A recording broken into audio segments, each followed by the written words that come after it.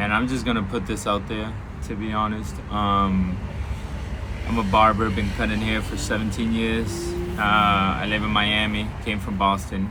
Um, and just industry, I have always cut hair. I own sharps, I did a bunch of things, just have always been around just different roles in the barber industry, but nevertheless in the barber industry. So this is one of the things I want to talk about, which is one of the things why I started doing YouTube shorts. Look, truth of the matter is this industry lately, if you're a barber in the hair industry, whatever it is, it has changed drastically since COVID.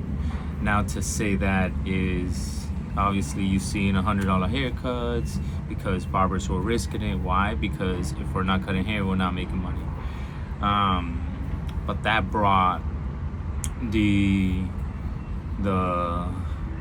evolution of $100 barbers, and bro, people were doing it before. This is nothing new. It's just that nowadays social media, literally, like, there's social media is crazy. Back in those days, I started cutting hair in 2008. It was walk-ins. Barbershops were killing it. The community was stronger as in a local level. Again, this is me not saying that doesn't exist. It does exist, which is exactly the point of all this. It's like barbering could be whatever you want it to be. Like, there's a lot of people, barbers shouldn't be charging this, barbers shouldn't be charging that, a haircut is not worth this, it's not worth that. True, to you. There's people that pay $15, there's people that pay $25, $40, $50, $60, $75. You have clients that come every week, you have clients that come every month, you have clients that come every 3 months, you have clients that give you $100 and they come once a year. But that's the beauty of this industry, is basically once you're around it enough in the barbershop. This is why it's so important. Like, people that go to suites, like, suites are cool. Like I said, I've done it all in this industry, but the foundation that helped me, at least, to understand more barbering was being in a busy shop.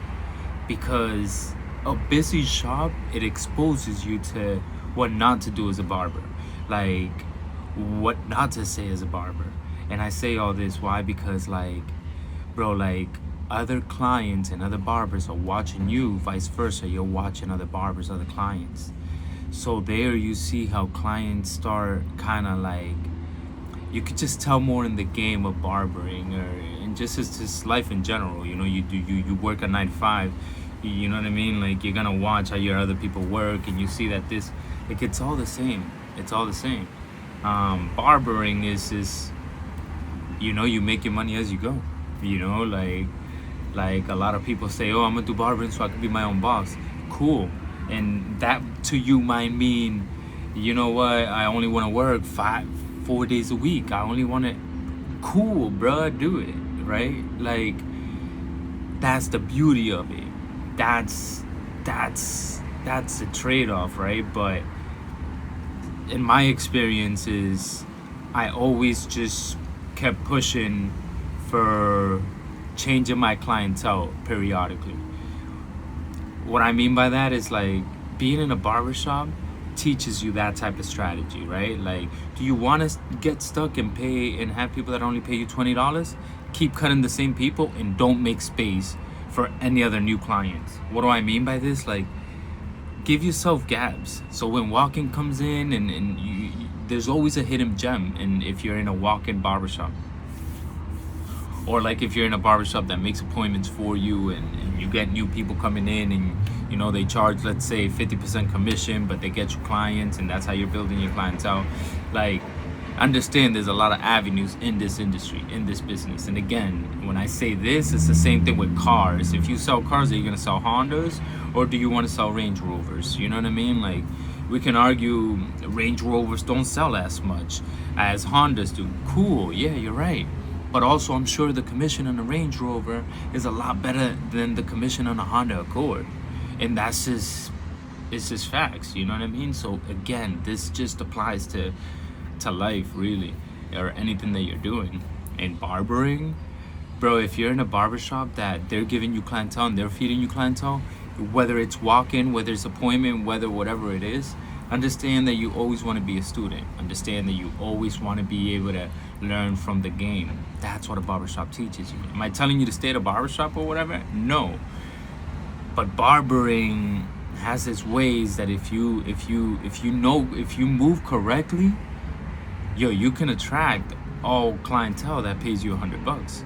You can attract all clientele like that pay you $50 and you want to work all day because your talent is not where you want it to be, so you can charge $100. Like, whatever the case is, there's always room for growth in this industry. You know what I mean? I've been doing it for 17 years. I had to learn how to do different cuts.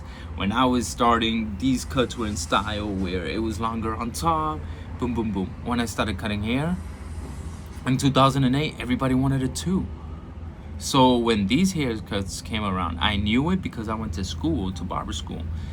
Yes, a lot of people do it without barber school, like whatever, bro. Me personally, if I'm gonna learn and invest time and energy into a business or to a craft, I wanna know the whole thing. That's just me. So yeah, I went to barber school and I learned how to cut with scissors there. The shop I worked at had all types of clients. They did all types of haircut. So again, that helped me out. I saw techniques that somebody that was cutting 20 years was doing, and I was just like, oh, boom. Again, another beauty. Yeah, nowadays, again, this was me then. Nowadays, you guys have, what's it called? The barber shows. You guys, nowadays, this is why I'm doing this video. Nowadays, there's so much more information that I just want to be able to share my information. If you look at my social media, if you look at my followers on here, bro, I have I have 61 followers right now. I'm doing this because honestly, this industry has been good to me, and I'm 40 years old now. I've been doing it since I was like 17. I've been doing it since I was like 23, maybe 17, 18 years, give or take. So whoever is listening to this, you know, obviously this is new to me. As you can tell, as my social media and all that is super new. But bro, I cut for $100. I don't work at a shop. I don't have an overhead, and all my clients pay me over $100, and I'm busy. Like, I'm busy. So, and again, you see my social media. I don't have social media. I'm doing this honestly because I did it by working at a shop and giving my time to do it. You guys are doing this now by looking on Instagram and doing your own research, just as I'm doing it with other things that I'm learning. So I just want to share my experiences. Do me a favor, if you have watched this or if you know a barber or anything, man, just give me some advice. I have a lot of knowledge about this. I just never been in front of a camera and having to talk about it. But there's a lot. I've done it all. I've had my own shops. I bought the property of the shop. I had contracts with the with the juvenile facility centers in my state. I moved to Miami and I started at a barbershop that had 28 barbershops at the time. Then they made me general manager, and I was general manager of 10 stores. I brought up the revenue and, you know, cut loose unnecessary weight. So like, and now I did my suite here in Miami. After I quit that job, my demand was so high that I started charging $100. I didn't start charging $100. One of my clients was like, yo, I'm gonna give you $200 if you come to my house. That day he got me like 4 clients in the same building. I've been doing barbering for the max $60-$70. I'm like, wait a minute. I just poof. And then now it's been a year, since a little more than a year that I've been doing it. Last year alone I made over 100 grand. So I just want to share my knowledge. So if you're on this, and even if it's hairdresser, nail techs, like, it all applies to the same thing, bro. If you have any questions, if you want me to speak on ways that I did things, please comment below. I'd really appreciate it. I'm just trying to share my knowledge, and, you know, just with a little bit of help, I think I could bring valuable information to the service industry. That's my 9-10 minutes.